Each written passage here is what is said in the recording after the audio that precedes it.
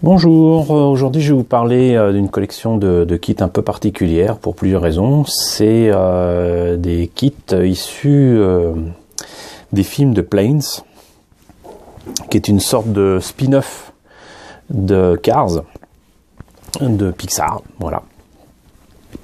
Et comme vous le savez, donc Planes, c'est tout simplement dans le même univers que Cars, mais avec des avions. En tout cas des créatures volantes qui s'inspirent bien évidemment des hélicoptères ou des avions de notre réalité. Et il se trouve que cette collection de kits a un intérêt particulier parce qu'elle est issue d'une société, d'une marque qui s'appelle Zvezda. Et Zvezda, c'est une marque russe qui donc du coup travaille avec les Américains de Pixar pour sortir des kits Disney, on va dire, puisqu'ils sont pas contentés de sortir Planes. Ils ont sorti aussi un kit magnifique du bateau de Jack Sparrow, qui est donc le Black Pearl de Pirates des Caraïbes. Et ils ont sorti récemment des kits de Star Wars, dont un Star Destroyer absolument énorme de 60 cm. Donc bref, tout ça pour dire que Zvezda visiblement s'investit autour des licences Disney et Pixar, et qu'en 2013 donc ils ont sorti ces kits de Planes, des kits aussi de Cars, que je trouve d'ailleurs beaucoup moins réussis, et qui ont été faits très clairement à l'attention des enfants. Donc c'est des kits assez simples à faire, avec non pas des décalcomanies malheureusement, mais des autocollants, mais assez sympas. Et visiblement ils ont pris en compte le fait de les faire tous à la même échelle, et ils sont supposés être au 1 centième, absolument tous. Donc là je m'étais acheté le Corsair, le F4U, qui est un avion que j'aime beaucoup parce que je fais partie de ces personnes nostalgiques de la série avec Papy Boyington, donc les têtes brûlées. Et je me suis dit que ça serait amusant de l'accompagner d'un kit d'avion plus moderne qu'on voit dans le film Planes, qui est donc le F-18, peut-être même le FA-18. Donc fait partie des forces américaines, voilà. Donc du coup de kits absolument fantastiques, et surtout représentant donc des avions tout à fait mythiques. Et qu'en est-il au niveau des boîtes? Alors déjà, comme je le disais, ça date de 2013, et il y a d'autres kits et d'autres avions qui existent dans la collection, qui correspondent à la première aventure de Dusty Crop Hopper. Alors je me rappelle plus de son nom en français, très sincèrement, mais il s'agit donc d'un avion d'épandage de produits sur les champs, puisqu'apparemment c'est un avion qui est utilisé à la campagne, et ce jeune avion rêve d'aventure et de participer à une course qui le rendra célèbre. Donc on a là d'autres avions qui participent à cette aventure et à cette course. Et donc moi les deux seuls que j'ai pris, donc c'est bien évidemment le Corsair et le FA-18. Donc bravo, qui est ici. Hop là, voilà. Vous voyez donc pour 7 ans et plus. Même indication pour les autres avions disponibles. Alors je regrette de ne pas avoir pris les autres avions, même si surtout le modèle mexicain m'attirait pas trop, parce que je ne les ai plus revus depuis un bout de temps. Donc c'est peut-être dommage que je ne les ai pas achetés. Je me rends compte là, à l'instant, que là il y a écrit 1 centième, et là il y a écrit kit modèle réduit échelle 1,43. Ils se sont trompés. D'ailleurs c'est cette version en français qui indique un 43e, alors que c'est pas le cas. Donc grosse erreur à ce niveau-là. Mais quoi qu'il en soit, donc on va voir immédiatement ce que ça donne pour les kits eux-mêmes. Alors voici les modèles que j'ai montés, et pas vraiment peints, mais disons que je les ai un peu améliorés avec les Retouch Markers de Gundam. Il y a un peu de peinture ici et là. Alors, je me rends compte que j'ai quand même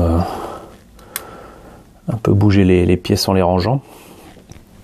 Bon, le seul truc qui me dérange vraiment par contre dans ces kits, c'est que on a affaire à des autocollants qui tiennent pas des masses.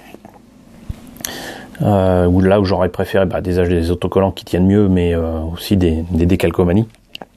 Mais comme ça, direction des enfants, je comprends tout à fait.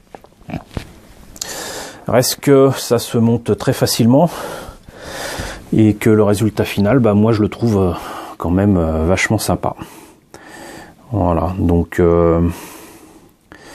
ce Skipper Riley, je lui ai fait un petit brossage à sec et je lui ai mis du noir et du bleu sur la carlingue. J'ai traité un petit peu le blanc en dessous aussi avec du noir, du gris et un petit brossage à sec sur les trains d'atterrissage. Oups, allez. Et par contre, je me suis refusé de mettre des autocollants pour les pales, donc j'ai peint moi-même en jaune.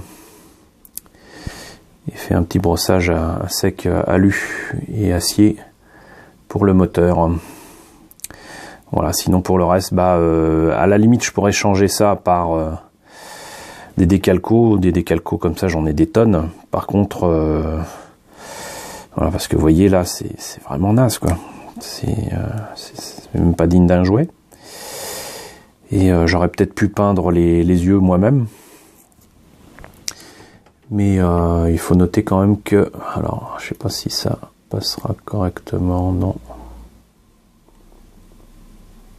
Voilà.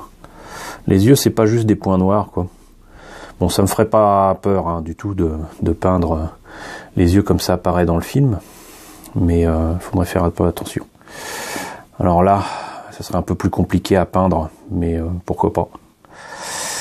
Mais je ferai un de ces quatre. Voilà, pour l'instant, mis à part que je l'ai pas, j'ai pas mis de vernis de finition mat, je trouve que il est pas si mal que ça. Donc ça c'était pour le Corsair. Pour le F-18, le Hornet, franchement il est beau, hein, voilà, donc c'est un F-18 modifié avec donc le cockpit qui est une tête avec des yeux et un casque, hein, et son fin sourire sous le fuselage. Mais tous les détails y sont et c'est très sympa. Voilà. Donc là aussi brossage à sec en acier et en alu pour les trains, alors que bon normalement c'est quelque chose qu'on met plutôt en blanc je crois. Salissure sur la carlingue pour rendre ça un poil plus réaliste. On note qu'il y a quand même pas mal, mais vraiment beaucoup de gravures en creux, mais c'est beaucoup trop léger. Vraiment très très très très léger, et donc faut vraiment reprendre ça éventuellement avec un, comment on appelle ça en français, scriber en anglais en tout cas. Donc ça aussi ça sera à l'occasion. Les autocollants tiennent à peine, vraiment à peine. Et d'ailleurs il y en a un qui s'est barré. Là il y a le 113 qui est ici. On notera au passage que je n'ai pas enlevé la jointure sur le nez.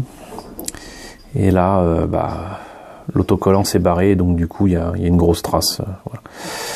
Mais à l'occasion, éventuellement, je le ferai. Éventuellement. Mais bon, pour l'instant, on se contente de ce qu'on a. Et on fait avec. Voilà. Donc, c'était les avions de Planes. Je n'en ai que 2. Si à l'occasion je les trouve pas chers, je prendrai certainement le reste. Les voitures de Cars, par contre, je préfère encore avoir les jouets et les modifier parce que franchement, pour ce que je me rappelle, c'est vraiment pas la joie. Ces kits ont déjà 4 ans, mais ils valent le détour. Si vous tombez dessus, n'hésitez pas à vous laisser tenter. Franchement, moi je trouve qu'ils sont vraiment sympas. Voilà, j'espère que cette présentation et de Zvezda et des kits Disney, Pixar, de Planes vous a plu. N'hésitez pas à me dire ce que vous en pensez dans la section commentaires et à partager la vidéo. Et je vous retrouve très bientôt pour la présentation de nouveaux kits, peut-être de films d'animation.